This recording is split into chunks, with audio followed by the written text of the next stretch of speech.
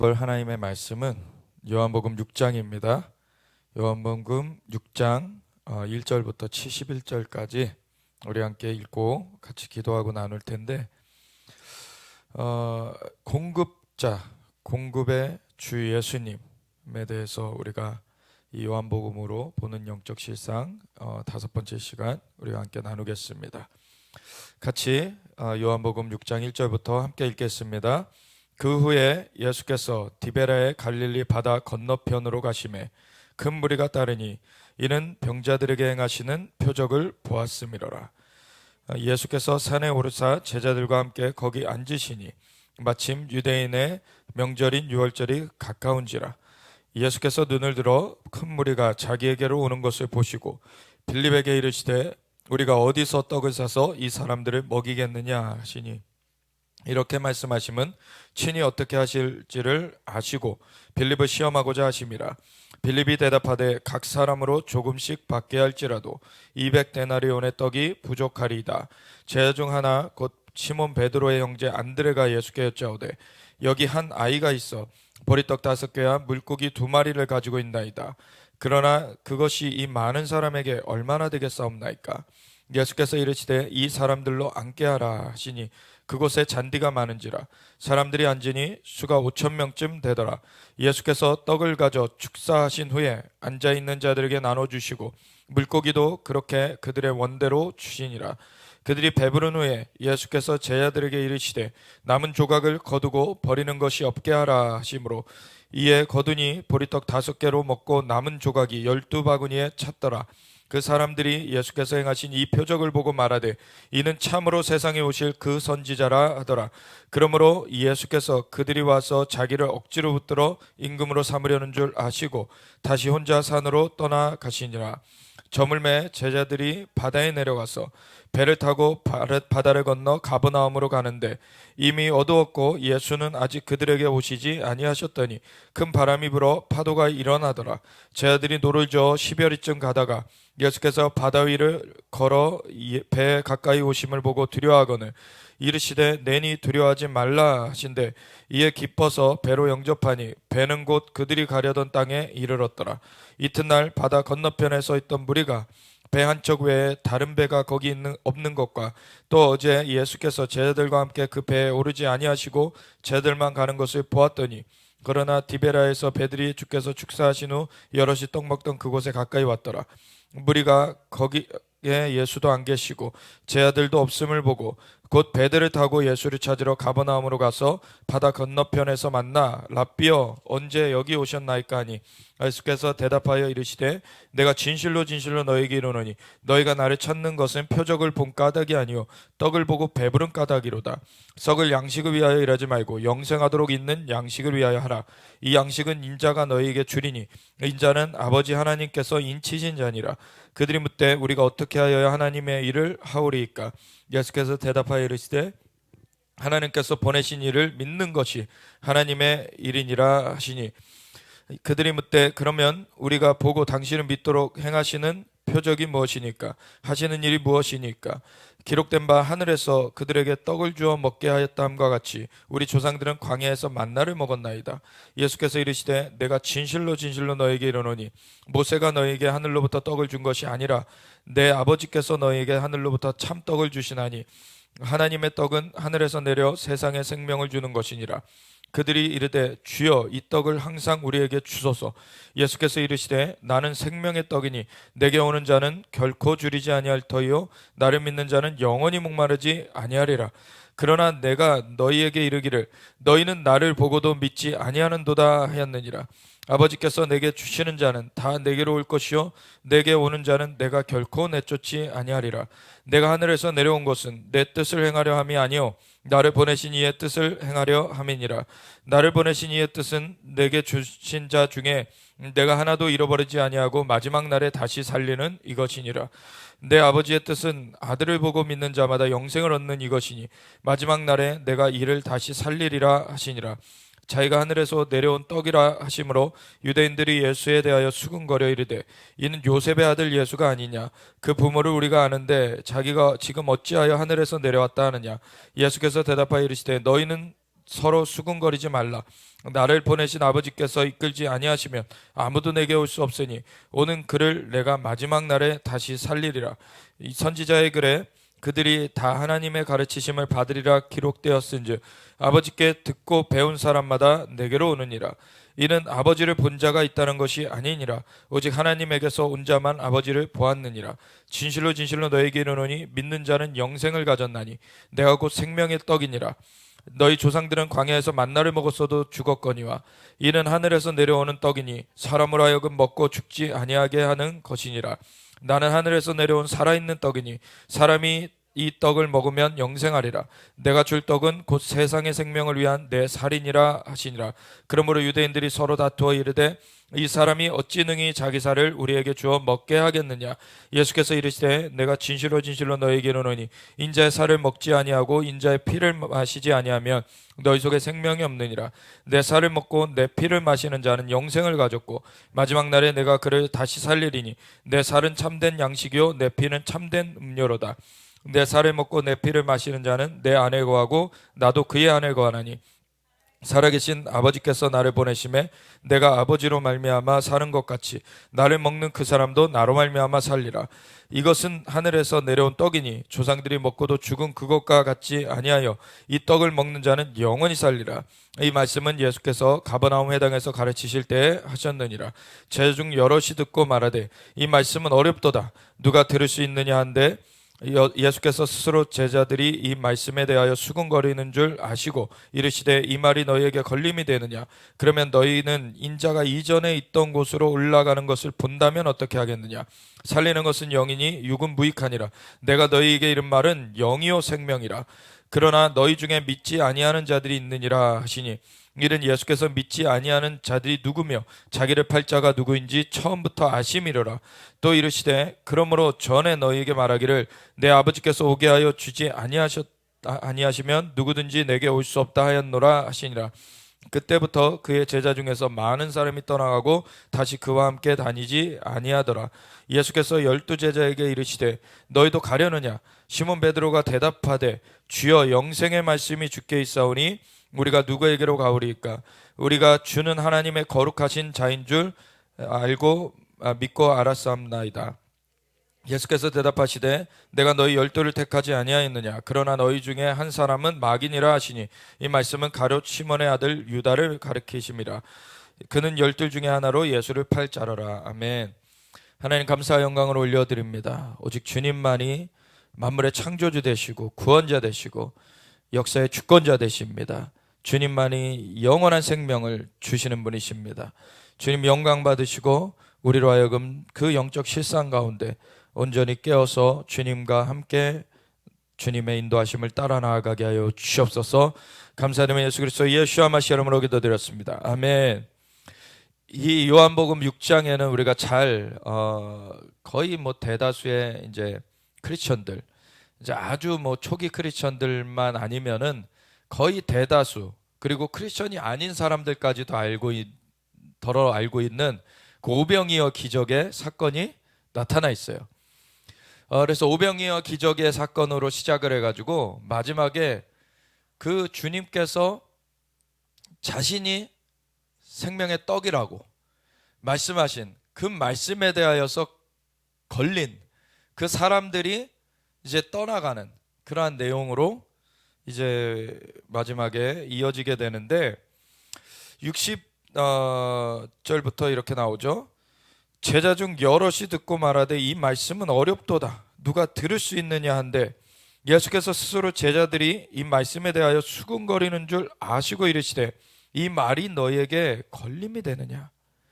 그러면 너희는 인자가 이전에 있던 곳으로 올라가는 것을 본다면 어떻게 하겠느냐. 이것이 바로 예수님의 승천 사건을 이제 미리 언급하신 것이죠. 사실 이 오병이어의 기적을 보면은 오병이어 보리떡 5개와 물고기 2마리에 그 한 소년의 도시락, 그걸 가지고서는 떼어서 몇 명을 먹이셨다고 되어 있습니까? 남자만 5,000명을 먹이셨다 그래요. 그러니까 10,000명이 넘는 인원을 먹이신 거예요, 사실. 그래서 남자만 5천 명이면은 뭐 아내가 있는 사람도 있었을 것이고 없는 사람도 있었을 것이고, 그리고 그 중에 아이들도 있었을 것이고, 그래서 10,000명이 넘는 인원을 그렇게 먹이셨던 것입니다. 그러니까 예수님을 따라다니던 자들이 10,000명이 넘었어요. 그때 당시에 인구의 통계를 보면은 뭐 예루살렘에 그 거주하는 인구 자체가 몇만 명 안 되는 때였습니다. 그리고 갈릴리라는 이 도시 같은 경우에는 갈릴리라는 지역, 그리고 이제 갈릴리 호수 지역도 갈릴리 지역이라고 불렸고, 예수님이 자라나신 나사렛 지역도 갈릴리 지역이라고 불렸고, 그리고 물이 포도주로 변하게 그렇게 기적을 베푸셨던 가나 지역도 갈릴리 지역으로 불렸는데, 그러니까 북부 지역이죠. 이 갈릴리 호수 라인 쪽으로 이렇게 북부 지역인데, 이 지역은 또 촌동네였어요. 촌동네에 사람이 얼마나 뭐 많이 있었겠습니까? 도심에 뭐 몇만 명 수준이었는데 촌동네에 사람들이 얼마나 있었겠어요? 물론 이제 예루살렘으로부터 따라온 자들도 있었을 거예요. 이렇게 오병이어 기적에 그 같이 참여했던, 그 경험을 했던 사람들 중에는 그 제자들은 갈릴리 사람이었고, 그리고서는 이제 따라다니는 그 무리 군중 가운데는 이제 뭐 예루살렘에서 온 사람들도 있었을 것이고 여러 군데서 왔을 것이지만, 그때 당시에 10,000명이 넘는 인원이 적은 숫자가 아니었어요. 굉장히 많은 사람이 운집하는 그런 거였죠. 오늘날에도 사실 집회 하나 할 때 10,000명이 넘게 모였다. 큰 집회예요. 아주. 그만 마이크 시스템을 해야 되고 앰프를 짱짱하게 아주 세게 해가지고서는 집회를 해야 되는 그러한 규모죠. 근데 예수님께서는 이 10,000명이나 되는 이 인원들에게 바람의 그 방향을 이용해가지고 설교를 하셨어요.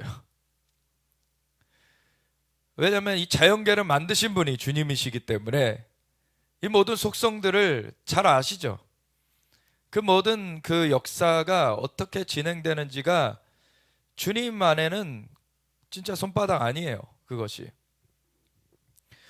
그리고 사실 그렇게 10,000명이 넘는 인원이 모여졌는데, 그 10,000명이 넘는 인원한테 먹을 거를 주려면 그것은 이제 들판에 이렇게 앉은 거예요. 산 중턱에. 그 앉아가지고 사람들이 뭐 그때 무슨 대형 마켓이 있었겠어요? 어떤 슈퍼마켓이 거기 근처에서 뭐 살 수가 있었겠어요? 어느 가정집을 발견한다 그래도 거기에 뭐 10,000명을 먹일 만한 그 음식을 저장해 놓지는 않았을 것이죠.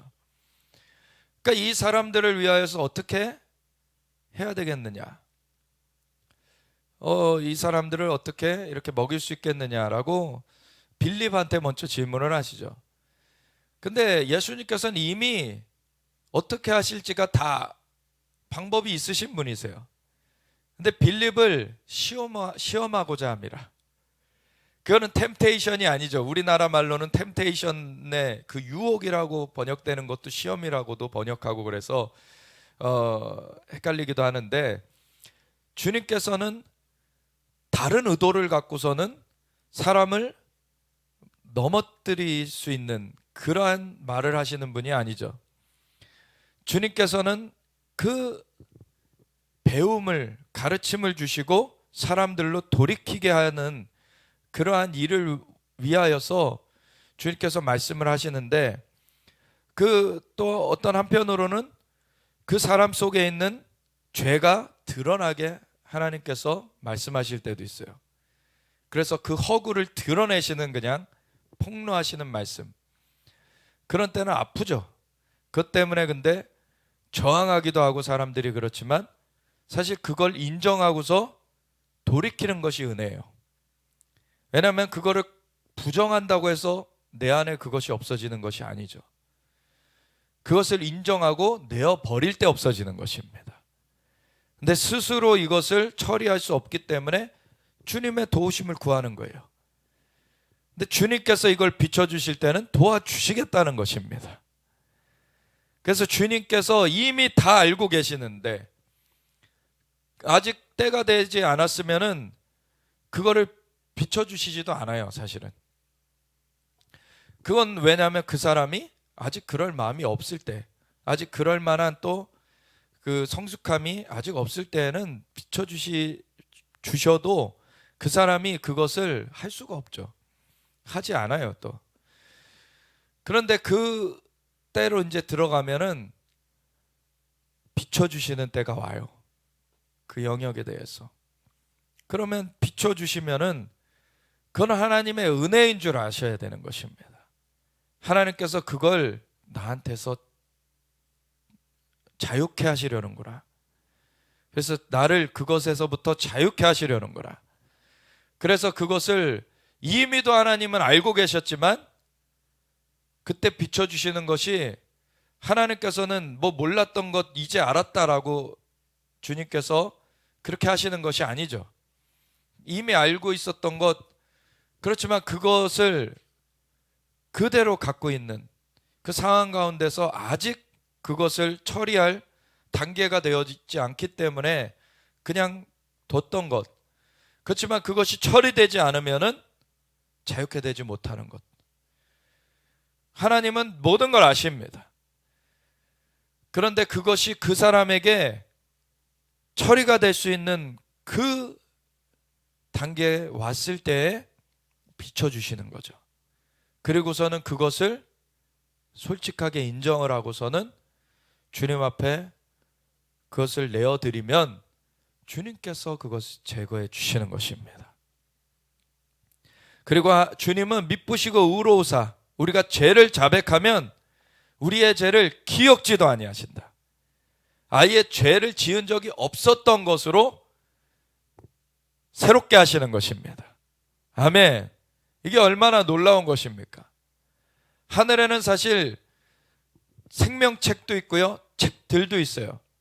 그래서 계시록 21장에 보면은 그 20장 말미에 그 백보자 심판이 이루어질 때 뭐 하늘과 땅도 온데간데 없어지고 하나님의 보좌만 딱 있고 죽은 자들이 다 살아서 이제 하나님의 심판대 앞에 서는데 그때 생명책이 펼쳐지고 책들이 펼쳐진다고 되어 있죠.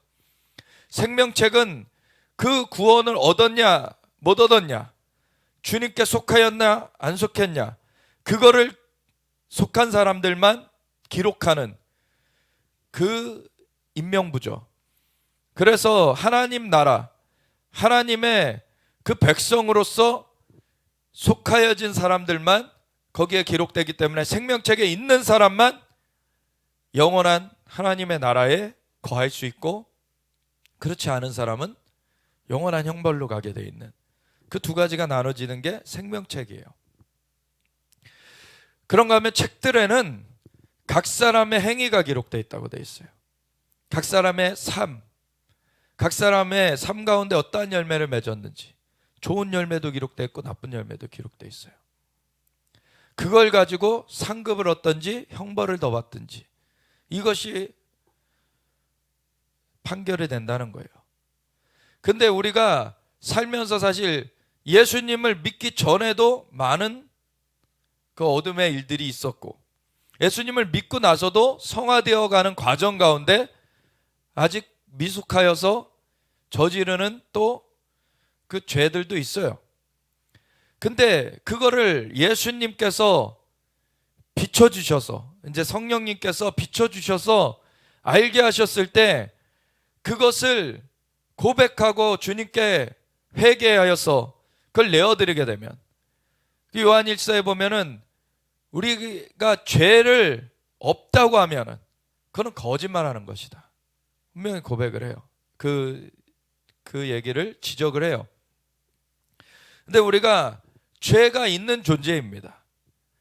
근데 예수님의 은혜로 우리는 의롭다함을 여김을 받았어요. 그런데 우리가 잘못 행하는 일들이 우리 삶에는 아직 있어요. 그런 것을 고백하면서 주님 앞에 나아갈 때 그 하나하나가 하늘의 책에 기록이 되어 있는데, 예수님한테 고백하고서는 예수님의 보혈로 씻어주시옵소서, 회개하고 우리가 주님의 도우심을 구하게 되면 실제로 그것이 지워지는 거예요. 그러한 일이 없었던 걸로 아예 돼버리는 거예요. 감춘다고 없어지는 것이 아닙니다. 감추면은 기록은 그대로 남아있어요. 나중에 심판대 앞에 섰을 때 그 기록을 그대로 보게 될 겁니다. 근데 예수님 앞에서 죄를 고백하고 주님의 도우심을 구하면 그것이 아예 지워져 버려요. 아멘. 사실 오늘날에 굉장히 심각한 죄악 중에 하나가 낙태입니다. 낙태의 죄악은 이미 뱃속에 그 생명이 잉태됐을 때부터 그건 생명이에요. 사두 선교사님한테도 어떤 커플이 와가지고 그들이 이제 그 임신을 했는데 이게 장애아라는 그 판정을 그 병원에서 받게 된 거예요. 그 뱃속에 있는 그 아이를 검사를 해보죠. 이렇게. 그래서 이러한 상황인데 이거 어떻게 해야 되겠냐, 낙태하면 안 되겠냐 라고 사두 선교사님한테 온 거예요. 근데 사두 선교사님은 당연히 말씀에 뭐라고 하느냐, 그가 장애가 있건 없건 다 생명이다. 그 절대로 생명을 해치지 말라고 하셨다, 주님께서. 그 얘기를 해줬더니 그 커플이 당신은 그렇게 얘기하는 게 쉽겠죠. 우리 입장은 어떻겠습니까? 그러는 거예요. 그래서 그러한 것들 가운데 기도만 해봐 달라 그래서 기도를 하신 거예요. 이분은 그러한 것을 깊이 기도를 하게 되시면 깊이 기도를 하시는데 주님께서 직접 그 판결을 주시기까지 기도를 하시는 거죠. 근데 주님께서 딱 임하셔서 한마디만 딱 하고 가셨는데 Life is a life. 생명은 생명이다. 그것에 대해서 어떠한 사유로 변명할 수가 없다는 거예요, 사실. 근데 사실 주님을 모를 때 이 낙태를 했던 여인들도 있겠죠. 그리고 낙태를 뭐 시도했었을 수도 있죠. 그런 것이 기록되어 있을 거예요, 하늘에. 그럼 어떻게 해야 됩니까? 하나님, 제가 그때는 이게 죄가 되는 줄 모르고 이거를 범했습니다. 모르고 범했든 알고 범했든 죄는 죄인 거예요. 그게 기록되어 있다는 거예요. 그러면은 제가 모르고 죄를 졌는데 어쨌든 죄를 졌습니다. 주님 앞에 용서를 구합니다. 회개합니다. 이거를 깨끗게 하여 주시옵소서. 그걸 고백하면은 그것이 지워지는 거예요. 근데 오늘날에 심각한 건 무엇입니까? 낙태를 종용을 해요. 낙태를 더 권장하는 사회가 돼가고 있어요. 이스라엘에도 지금 코로나19가 그 우한 폐렴 바이러스가 많이 지금 퍼져 있어요. 이스라엘이 왜 그렇게 됐을까요? 이스라엘에는 지금 여자들도 의무 복무를 해요. 군 복무를. 남자들은 3년 의무 복무를 하고. 근데 집에서 왔다 갔다 하기는 하지만 남자들 3년, 여자들은 2년을 의무 복무를 해야 돼요. 그러니까 여자들도 의무 복무를 하다 보니까 이 군 내에서 성에 문제가 많이 있어요, 지금. 그러면은 이게 결혼 관계가 아닌 상황에서 성에 문제가 있어서 이 잉태가 되는, 그 아이가 들어서는 일들이 생겨나는 거죠. 그럼 어떻게 합니까? 이들이 그냥 낙태를 해버리는 거예요. 근데 심각한 건 뭐냐면 이스라엘 법에 여자들, 그 군복무하는 여성들은 2번까지 그냥 무료로 낙태를 할 수 있게 돼 있어요.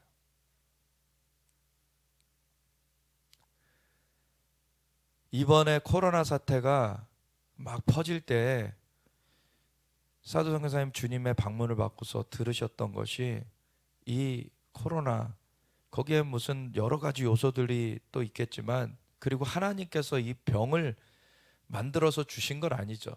하나님께서 창조하실 때는 이 모든 세상을 좋게 만들어 주셨는데, 인간이 범죄하면서 그 사탄의 꼬임에 넘어가서 범죄하면서 그 악의 문이 열려버린 거죠.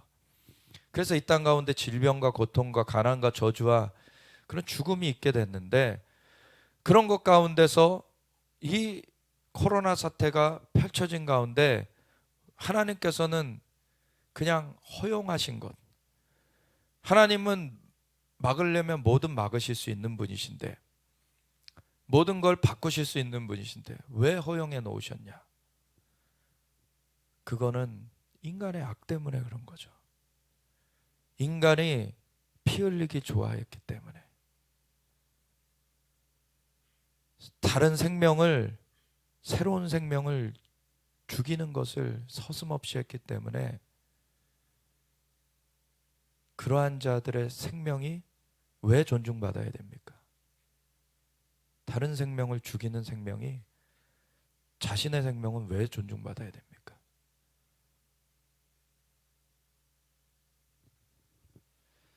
주님께서 이것이 그 피가 호소하는 것 때문에 지금 퍼지는 것에 대해서 말씀해 주신 거예요.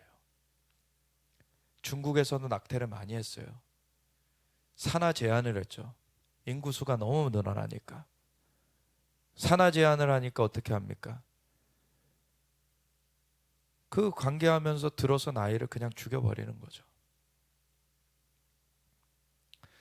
그리고 이탈리아, 스페인, 이런 나라들, 많이 퍼진 나라들이 낙태를 많이 한 나라예요. 유럽에 그런 일들이 있고, 미국 중에서도 그 주마다 또 법들이 좀 다른데 낙태를 아주 그렇게 권장한 그러한 주들에서 코로나가 엄청 퍼졌어요. 그리고 앞에 말씀드렸듯이 이스라엘도 그렇게 여군 복무를 하면서 낙태하는 것을 권장을 해놨기 때문에 이스라엘이 그러한 사태를 겪고 있는 것입니다.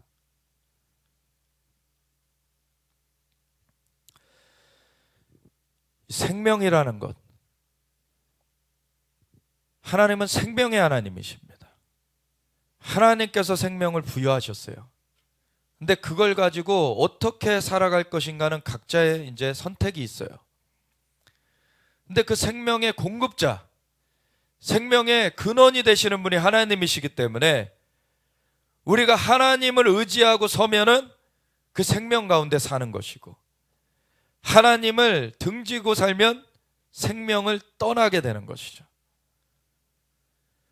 원래 아담과 하와도 그 생명 가운데, 생명의 하나님의 품 가운데서 생명을 누리면서 살도록 창조해 놓았는데 그것에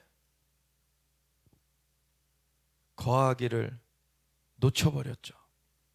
하나님께서 금하신 것을 행하면서, 범죄하면서 그 영이 죽어버리게 됐어요.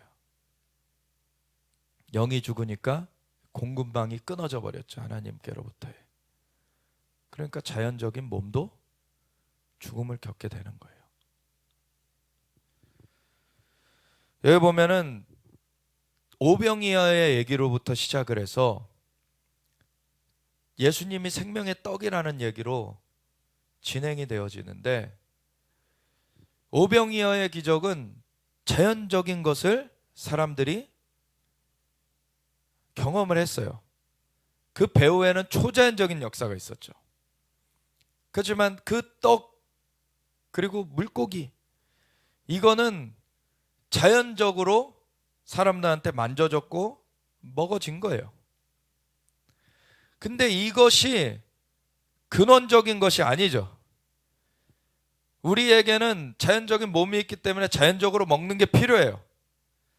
근데 자연적인 먹는 거, 만으로서 우리가 삶이 이루어지는 게 아닌 것입니다. 자연적인 먹는 것이 필요하지만 자연적인 먹는 것을 넘어서서 영의 양식을 먹어야지 사는 게 인간인 것이에요. 영의 양식을 먹지 않으면 이 땅에서의 그 짐승들과 똑같은, 그들보다 IQ만 높은 그러한 존재가 되는 것이죠. 사람은 영이 있다는 것이 결정적으로 동물들과 다른 것입니다.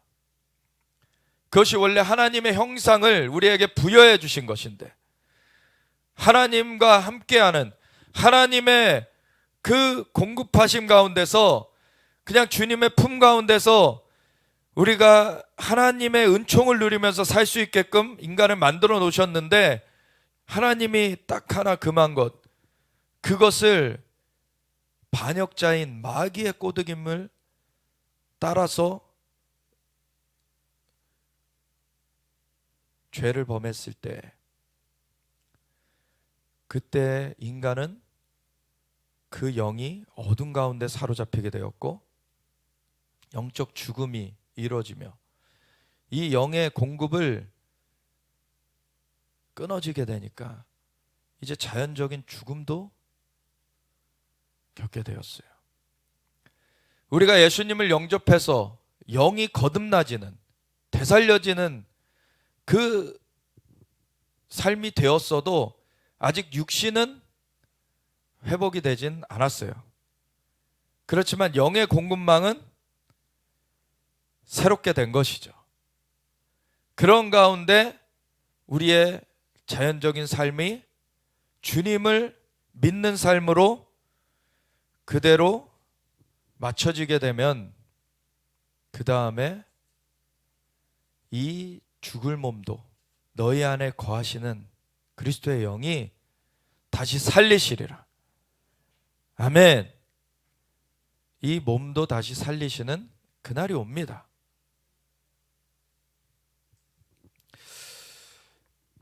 근데 이 전환, 사람들은 자연적인 세계를 보는 것에만 많이 익숙해져 있기 때문에 그 자연적인 공급을 받았을 때는 막 좋아요. 오병이어의 그 기적이 어디서 왔는지 하여튼간 알건 모르건 사람들은 배불러서 좋았어. 그 물고기 2마리, 보리떡 5개 가지고서는 10,000명이 넘는 인원을 먹이시는 그 역사가 일어났는데, 사람들은 어쨌든 보는 차원이 그 전체적으로 어떠한 일이 일어났는가를 본 것이 아니라 자기한테 먹을 것이 온 것을 그냥 경험한 것이었죠. 그래서 자기한테 먹을 것이 주어지니까 좋아요. 그것도 하나님의 은혜입니다. 주님께서 은혜로 베풀어 주신 거예요. 우리한테 하나님께서 여러 가지 좋은 것들을 베풀어 주십니다. 근데 여기 그 먹을 것을 먹고 배불렀던 사람들이 이제 또 다른 곳으로 주님께서 이동하셨을 때 따라왔는데, 주님께서는 이 얘기를 영의 얘기로 전환을 해주시죠. 영의 얘기로 전환을 해주셔서 얘기를 해주시기 시작하시니까 많은 사람들이 떠나가기 시작했어요. 그래서 60절에 제자 중 여럿이 듣고 말하되 이 말씀은 어렵도다, 누가 들을 수 있느냐 한데, 예수께서 스스로 제자들이 이 말씀에 대하여 수근거리는 줄 아시고 이르시되 이 말이 너에게 걸림이 되느냐? 그러면 너희는 인자가 이전에 있던 곳으로 올라가는 것을 본다면 어떻게 하겠느냐? 사실 예수님께서 이 땅에 몸을 입고 와주셨는데 하늘로부터 와주셨죠. 창조주이신 그분, 성부 하나님과 하나이신 성부 하나님, 성자 예수님, 성령 하나님, 삼위일체 하나님의 한 위격이신 그 성자 예수님이 이 땅 가운데 인간의 몸을 입고 와주셨어요. 그래서 인간으로 이렇게 다니실 때는 사람들이 이분이 어디로부터 왔는지는 모르죠, 아직. 근데 하는 일을 보니까, 하시는 일을 보니까 범상치 않아요. 근데 이전에 말씀에 그 모세오경부터 시작해서 많은 선지자들이 메시아가 오리라는 그 얘기를 써놨어요. 그리고 이 모세는 내 뒤에 선지자가 올 것인데 그는 나보다 더 크다. 선지자 정도가 아니죠, 사실은.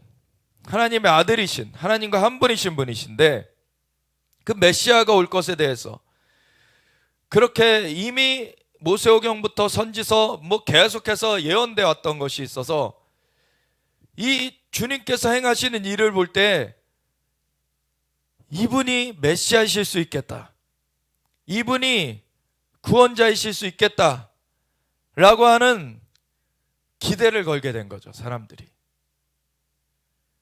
그런데 그 차원이 이 메시아가 하늘로부터 오는 하나님과 한 분이신 그 하나님의 한 위격 성자 예수님이신 거를 몰라요. 그냥 이 땅에서의 예언된 말씀들이 있었고 그것 중에 이 메시아이실 수 있겠다라는 것, 그 구원자이실 수 있겠다라는 것을 알지만 이 구원자 되시는 예수님이 하늘로부터 오신 그 하나님과 하나이신 분이신 것을 알지 못하고 그냥 자기네들의 자연적인 그 차원에서 이해를 하는 거죠. 자연적인 차원에서. 그래서 자연적인 차원에서 먹을 것도 주시고 자연적인 차원에서 병자들도 고침받게 해주시고 자연적인 차원에서 또 이분을 통해서 많은 일들이 이루어지는데 이 자연적인 차원의 배후에 있는 초자연적인 차원, 그 영적인 실상은 사람들이 보지 못하고 있었어요.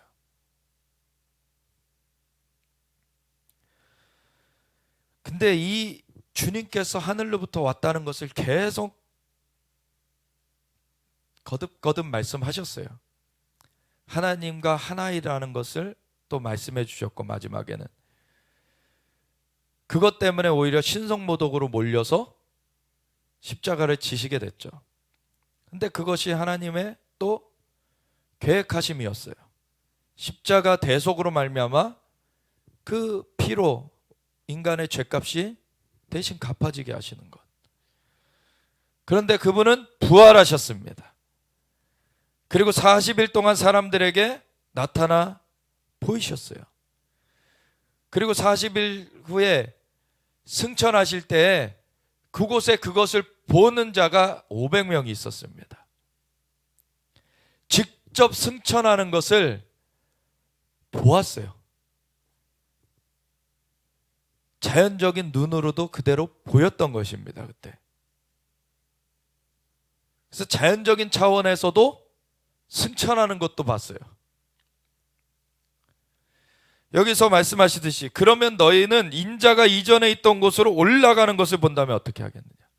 이 승천의 사건은 주님께서 하늘로부터 내려오셨다는 것을 증명해 주는 사건이에요. 그래서 그 하늘로부터 와주신 예수님이 공생애를 하시고 그 십자가 대속을 이루시고 그리고서 부활하신 다음에 살아계심을 나타내신 후에 승천하신 것까지 이분의 하늘로부터 와주셔서 이 구원자로서 이 땅 가운데 하나님의 그 구원을 이 땅 가운데 풀어주셨다는 것을 완전하게 나타내 주셨어요.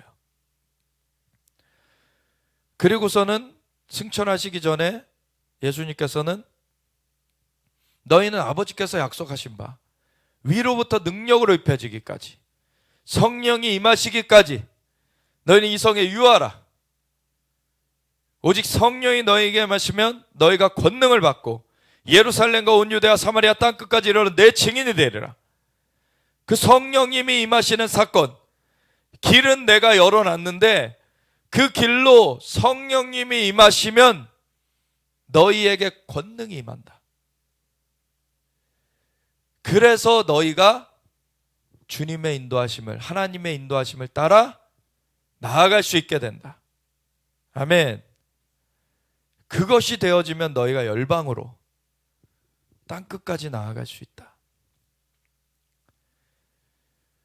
그래서 이 성령의 임하심으로 우리의 영이 거듭나지고 성령님이 함께 하셔서 인도해 가시는 이 자연적인 차원을 넘어서는 이 초자연적인 차원에 이 연결이 이루어져야 그 다음에 이 새 생명의 삶, 새로운 걸음이 시작이 되는 것이죠. 근데 오늘날 예수님을 믿는다고 하면서 성령을 터부시하는 것은 너무나 기본적인 진리를 배제시켜버리는 것이에요. 인간이 스스로의 힘으로 하나님의 일을 할 수가 있는 것이 아닙니다. 인간이 스스로의 능력으로 할 수 있는 것이 아니에요. 오직 여호와의 신으로, 하나님의 성령으로 우리가 인도함을 받아야 되는 것입니다. 아멘. 그것이 다시 공급망에 연결되는 거예요. 그것이 아담과 하와 때 범죄하였기 때문에 끊어졌던 것이 예수님의 대속으로 말미암아 다시 그 길이 열렸는데, 그 공급망이 실제로 연결되는 건 예수 그리스도 안에서 성령님이 우리에게 임하실 때 그것이 연결되는 것입니다. 아멘. 근데 예수님을 진짜 진정으로 마음의 구세주여 주님으로 영접하게 되면 그 예수님이 길이요 진리요 생명이시고 우리에게 이제 마음에 연결이 되신 그 상태에서는 성령님이 임하시게 돼 있는 거예요. 그래서 예수님께서는 계속해서 이 주님이 하늘로부터 오신 분이시고 살아있는 생명의 떡이시고 이걸 먹어야지 너희가 살아나게 되는 것이고 그 공급을 받아야 되는 것이다. 자연적인 공급 우리가 필요하지만 이 자연적인 공급이 필요한 것을 넘어서서 우리에게 영의 공급이 있어야 된다는 것을 알아야 된다는 것이죠. 그것을 놓쳐버리면 하늘로부터의 연결을 붙들지 못하고 그냥 이 땅에서만의 삶으로서 끝나버리게 된다면 결국에는 그 요한복음 15장에 주님께서 나는 포도나무여 너희는 가지니 나를 떠나서는 너희가 열매 맺을 수 없다. 나를 떠난 그 가지, 그 나무에서 떨어진 가지는 말라서 버려지게 된다. 생명력이 없는 것이에요. 오직 주님만이 우리의 생명의 공급자이십니다. 그분께 붙어 있어야 되는 것이에요. 그리고 그 생명은 성령으로 임하는 것이에요. 성령이 생명의 영입니다. 그래서 그 성령님을 우리가 환영을 해야 돼요. 모셔드려야 돼요. 성령님은 삼위일체 하나님의 한 위격이십니다. 성령님도 하나님이세요. 그분은 그냥 치유, 그냥 능력, 그런 기능이 아니십니다. 그분이 하나님이세요. 그래서 삼위일체 하나님께 우리의 삶이 완전히 속하여 있어야 되는 것입니다. 근데 많은 사람이 이 전환, 이 자연적인 단계로 주님께 뭔가 저기서 공급이 있는 것 같다 해서 왔는데 이것에서 영적인 것으로 들어가야 되는데 이걸 안 하게 되면 결국엔 그 영의 공급망은 연결되지 않고 그냥 자연적인 삶으로 교회를 다녀도 그냥 영으로선 살아나지 못하고 그냥 종교 생활로 끝나버리게 되는 것이에요.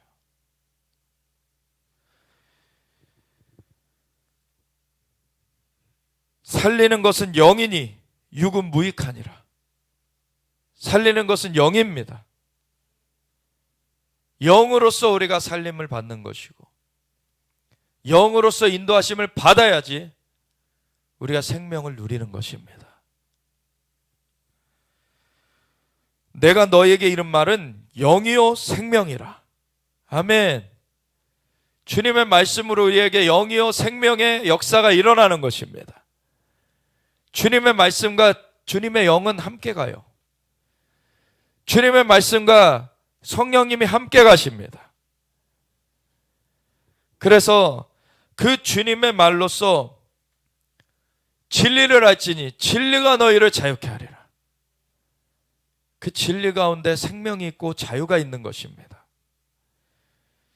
이 영적인 실상을 우리가 보게 되면, 그거를 바라보면서 나아가게 되면 어려운 게 아니에요. 사실은 영적인 실상은 주님께서 이 말했다 저 말하시는 게 아니기 때문에, 영적인 실상은 계속 일맥상통한 말을 계속 해오신 거예요.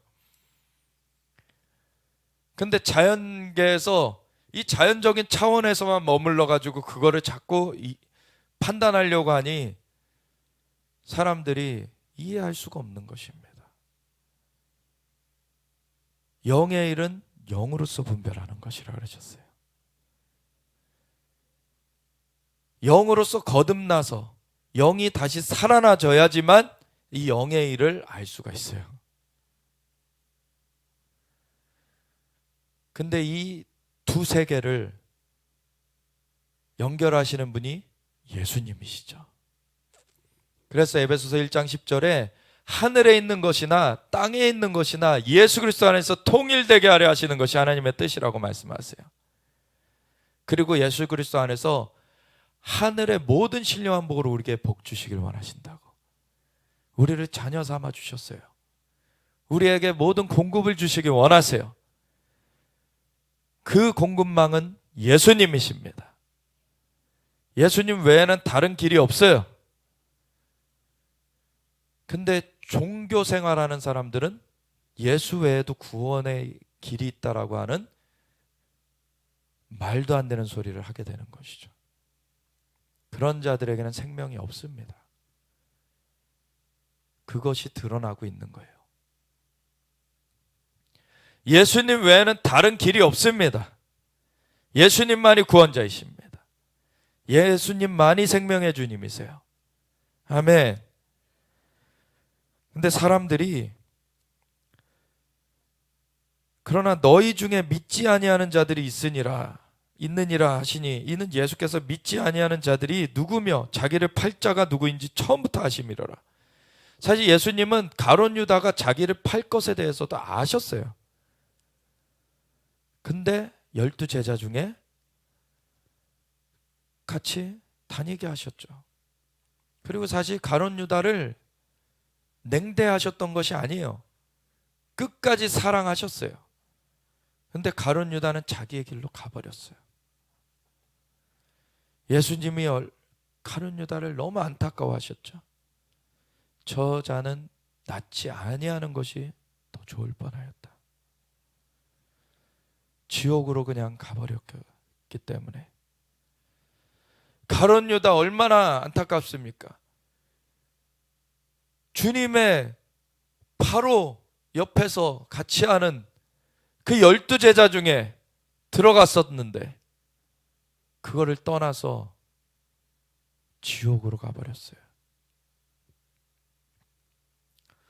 또 이르시되 그러므로 전에 너에게 말하기를 내 아버지께서 오게 하여 주지 아니하시면 누구든지 내게 올 수 없다 하였노라 하시니라. 그때부터 그의 제자 중에서 많은 사람이 떠나가고 다시 그와 함께 다니지 아니하더라. 많은 사람들이 교회를 나와도 교회에서 혜택 얻는 것, 자연적인 어떠한 이득이 있을까? 교회 와가지고 비즈니스 하는 사람들도 많습니다. 사람들 인맥 쌓고 거기서 어떤 혜택 얻을 수 있을까? 주님께서는 자연적인 것도 공급하여 주시지만 그것보다 더 중요한 것이 영으로 생명을 얻어야 되는 거예요. 그것이 되어 있지 않으면, 그것이 되어지지 않으면 자연적인 것으로 아무리 많은 것을 누린다 할지라도 결국에는 그 영의 생명이 없기 때문에 어둠의 형벌로 떨어지게 되는 것입니다.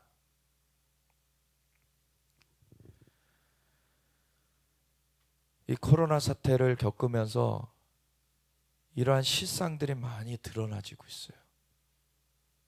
진짜 주님을 위해서 주님의 생명을 붙들고 서 있는 자들인지, 아니면은 그냥 종교생활하던 자들인지. 오히려 종교생활하던 자들은 하나의 변명거리가 생겼어요. 이것 때문에 교회 안 나가고도 되는구나. 우리가 교회 나오는 거 어떤 자연적인 이득 얻기 위해 나오는 차원이 아니죠. 주님께서 우리에게 영의 생명을 다시 얻게 하셨고, 우리가 그 생명 가운데 주님의 품 가운데서 그 공급을 누리면서 살 수 있게 해주셨는데, 우리가 주님 앞에 감사하면서 찬양하면서 주님을 따르는 삶을 우리가 함께 공동체로서 더 발전시켜 가면서 우리가 주님 앞에 나아가는 것이죠. 이러한 것이 마음의 중심이 어떠한가가 보여지는 거예요. 그런 각자의 그 마음으로 결정하는 것이기 때문에 결국 각자에게 심판이 주어지는 것입니다. 그 누가 강요해서 할 수 있는 게 아니에요. 권유를 할 수 있는 거죠. 근데 결정은 각자가 하는 것입니다. 근데 너무 안타까우니까 사람들에게 계속 권유를 하는 것을, 사람들은 굉장히 또 그것을 거절할 뿐만 아니라 대항을 해요. 그 안에 어둠이 있기 때문에. 빛으로 나오라는 것을 싫어합니다. 너무 안타까운 거죠. 예수께서 12제자에게 이르시되 너희도 가려느냐? 시몬 베드로가 대답하되 주여, 영생의 말씀이 주께 있사오니 우리가 누구에게로 가오리이까? 시몬 베드로가 이런 중요한 고백들을 굉장히 잘해요. 근데 그러다가 또 참 책망도 심각하게 받았던 적도 있죠. 마태복음 16장에 보면은 가이사랴 빌립보 지방에 이 12제자만 데리고 수련회처럼 그 주님께서 데리고 가셨는데, 그 갈릴리 그 가버나움, 갈릴리의 북쪽에 가버나움 도시가 있는데 그 북쪽 도시인 가버나움으로부터도 그 오늘날의 그 차로 해도 가이사랴 빌립보까지 한 1시간 반, 2시간 운전해서 가야 돼요. 그럼 하루 종일 걸어서 가야 돼요. 걸어서 가려면.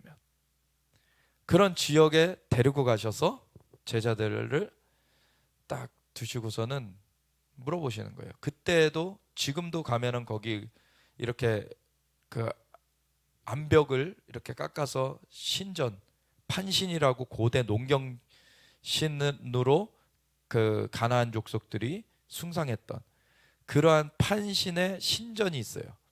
그리고 그 외에도 여러 신전을 거기다 만들어 놨는데 그 모양이 아직도 남아 있습니다. 예수님 시대에도 있었던 것이죠. 그때 예수님이 거기를 데려가셔서 제자들에게 물으신 거예요. 사람들이 나를 누구로 하더냐? 뭐 더러는 엘리야요, 예레미야요, 뭐 선지자라고 하더이다. 그러면 너희는 나를 누구로 하느냐? 베드로가 딱 나오죠. 주는 그리스도시요 살아계신 하나님의 아들이시니이다. 주님이 아주 칭찬해 주셨어요. 바요나 시모나, 요나의 아들 시모나, 내가 복이 있도다. 이를 알게 한 이는 혈육이 아니요 천부께서, 하늘의 아버지께서 너에게 알게 하셨다. 그렇게 칭찬을 받았어요. 그리고 주님께서 이 고백의 반석 위에 교회를 세우리니 주는 그리스도시요 살아계신 하나님의 아들이시라는 이 고백, 이 주님을 그렇게 영접하게 될 때 그 주님의 통로가 연결되는 것이죠. 생명의 통로가. 그 고백의 반석 위에 교회를 세우리니 음부의 권세가 이기지 못하리라. 아멘. 그래서 교회는 그렇게 세워진 것입니다. 그리고 천국 열쇠를 너에게 주리니 너희가 땅에서 매면 하늘에서도 매일 것이요 땅에서 풀면 하늘에서도 풀리리라. 아멘. 이 교회에게 하나님이 엄청난 권세를 임하게 하시는 거예요. 그럼 바로 교회의 머리 대신 예수님으로 말미암아 예수님의 몸된 교회가 그 예수님의 머리 대심 아래서 그 권세를 행사하게 돼 있어요. 이 손과 발로서 우리가 주님의 몸으로서. 그래서 음부의 권세가 이기지 못합니다. 음부의 권세를 깨트리며 나아가는 거예요. 천국 열쇠, 그 열쇠 가지고 열면서 사람들을 천국으로 들여오라는 거예요. 그 악한 그 음부의 권세를 깨트리면서 사람들을 들여오라는 거예요. 천국으로. 아멘. 예수님 그 분이십니다. 예수님의 머리 대신 아래서 이 교회가 그 역할을 하는 거예요. 아멘. 그래서 우리가 주님 앞에 계속해서 이러한 그 역사를 수정들며 나아가는데, 우리 베드로가 주여 영생의 말씀이 주께 있사오니 우리가 어디로 가리까? 라고 주님 앞에 이렇게 고백을 하고서는, 그러고서는 이제 주님 앞에 나왔을 때 이 베드로는 그 좌충우돌하는 것이 있었지만 정말 핵심을 계시받는 것이 있었어요. 그래서 이를 알게 한 이는 혈육이 아니요 천부께서 내게 알게 한 것이다. 근데 이 계시를 받고 있었는데, 계시를 받는 와중에도 그 주는 그리스도시여 살아계신 하나님의 아들이시니다 라고 고백한 그 뒤에 뭐 때문에 책망을 받습니까? 주님께서 이제 십자가 지러 갈 거다 내가. 그게 돼야지만 이 길을 여실 수가 있는데, 그랬더니 이 베드로가 주여 그리 마옵소서, 죽으시면 안 됩니다. 인간적으로는 되게 의리 있어 보이잖아요. 근데 주님께서 뭐라 그러세요? 사탄아, 내게서 물러가라. 너는 나를 넘어지게 하려는 자로다. 너가 하나님의 일은 생각지 않고 사람의 일을 생각하는도다. 베드로를 사탄이라고 한 건 아니에요. 근데 베드로가 하나님의 계시를 받는 그 와중에도 사탄의 꼬드김을 또 받았던 거예요. 그러니까 사탄아 물러가라 라고 주님께서 물리쳐 주시고서는 베드로한테 그러시는 거예요. 너가 하나님의 일을 생각지 않고 사람의 일을 생각하는도다. 우리가 뭐에 초점을 맞춰야 되는지 주의해야 됩니다. 우리한테 사탄이 그럴듯하게 속이려고 오려고 한다는 거예요. 하지만 우리가 깨어 기도할 때,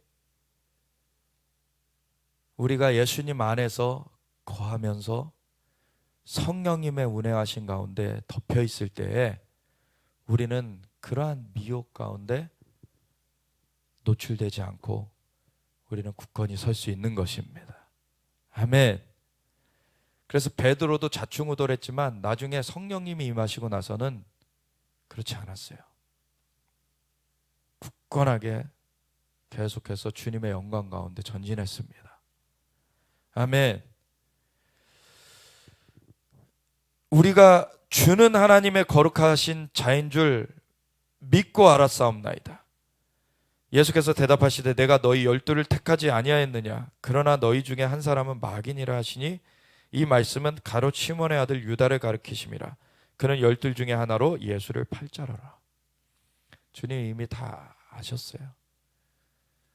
그렇지만 이 누구에게나 사실 열려져 있는 이 진리의 길, 예수님을 영접하면 구원을 얻는다. 예수님께서 우리에게 구원을 주시길 원하셔서 이 땅 가운데 친히 와주셨어요.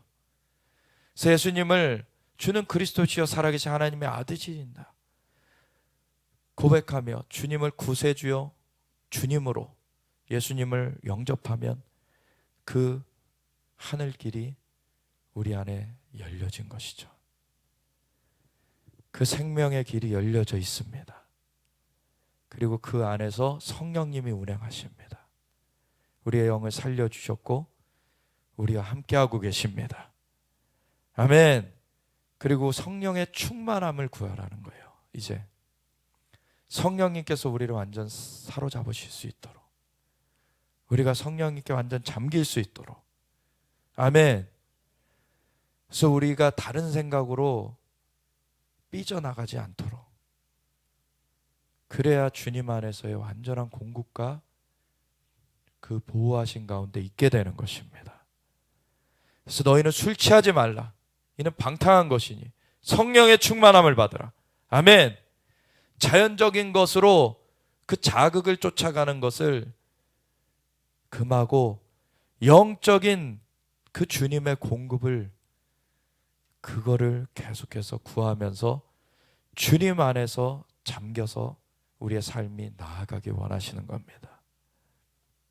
그래서 우리가 마무리할 때 이 보면은 주님께서 어떠한 말씀을 하시냐면 26절부터 보면 예수께서 대답하여 이르시되 내가 진실로 진실로 너희에게 이르노니 너희가 나를 찾는 것은 표적을 본 까닭이 아니요 표적의 기능은 지난주에 제가 주일 말씀에 나눴듯이 표지판과 같이 그 자체가 목적이 아니라 목적지를 가르쳐주는 그 표지판의 역할이다. 그래서 표적 자체가 목적이 아닙니다. 그걸 통하여서 우리가 예수님을 만나야 되는 것이죠. 예수님을 알아야 되는 것입니다. 근데 사람들이 표적으로서 예수님께 나온 것이 아니라 떡을 먹고 배부른 까닭이다.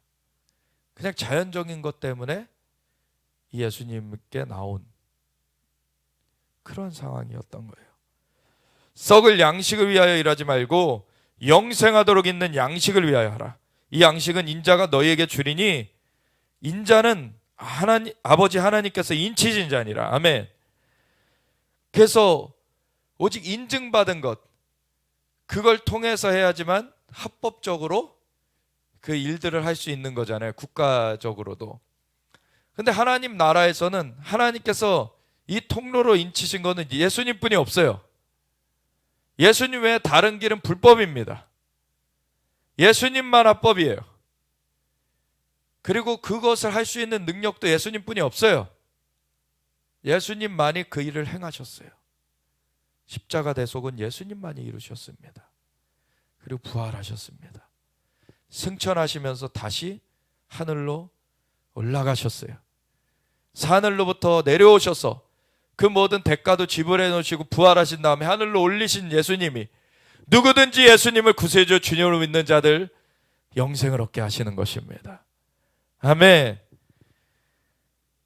그들이 묻되 우리가 어떻게 하여야 하나님의 일을 하오리까? 그때 예수님께서 뭐라 그러십니까? 예수께서 대답하여 이르시되 하나님께서 보내신 일을 믿는 것이 하나님의 일이니라. 아멘. 주님을 믿는 것 가운데 이 공급이 열려지는 거예요. 우리의 힘으로 우리의 능으로 하는 것이 아닙니다. 주님을 믿는 가운데 주님의 공급이 우리 가운데 임하는 것이에요. 그러면 그걸로 우리가 주님을 섬기게 되는 거예요. 아멘. 우리가 하나님을 사랑하는 것도 먼저 하나님께서 우리를 사랑하셨습니다. 주님께서 먼저 부어주신 것입니다. 주님께서 부어주신 것 가운데 우리가 주님을 믿고 그것을 그대로 따르는 거예요. 아멘. 그래서 주님께서는 하늘의 떡이고 세상에 생명을 주는 것. 35절에 예수께서 이르시되 나는 생명의 떡이니 내게 오는 자는 결코 줄이지 아니할 터이요 나를 믿는 자는 영원히 목마르지 아니하리라. 아멘. 그리고 40절에 내 아버지의 뜻은 아들을 보고 믿는 자마다 영생을 얻는 이것이니 마지막 날에 내가 이를 다시 살리리라. 아멘. 예수님이 이 공급자이십니다. 영의 공급도 주님께서 주시고 자연의 공급도 따라서 주시는 거예요. 그래서 너희는 먼저 그의 나라와 의를 구하라. 그리하면 이 모든 것을 너에게 더하여 주시리라. 아멘. 이 우선순위가 뒤바뀌면 안 됩니다. 자연적인 것을 먼저 찾느라고 영의 일을 등한시하면 안 돼요. 영의 삶 가운데 그렇다고 자연적인 것을 터부시하라는 것이 아니에요. 필요한 걸 주님께서 아신다는 거예요. 근데 공급자가 누구냐는 거예요. 세상이 우리의 공급자가 아닙니다. 하나님이 우리의 공급자십니다. 아멘. 주님께 생명이 있습니다. 주님을 따라가야 되는 거예요. 어린 양이 어디로 인도하시든지 간에 따라가는 자들로 서길 원합니다. 우리 함께 주여 외치고 기도할 때 오직 주님을 믿는 것이 하나님의 일입니다. 우리가 주님을 더 알길 원합니다. 주님과 함께 깊이 우리가 주님의 성령으로 사로잡혀서 충만함으로 나아가기 원합니다. 주여 역사하여 주시옵소서. 우리가 주여 외치고 같이 기도하며 나아가겠습니다. 주여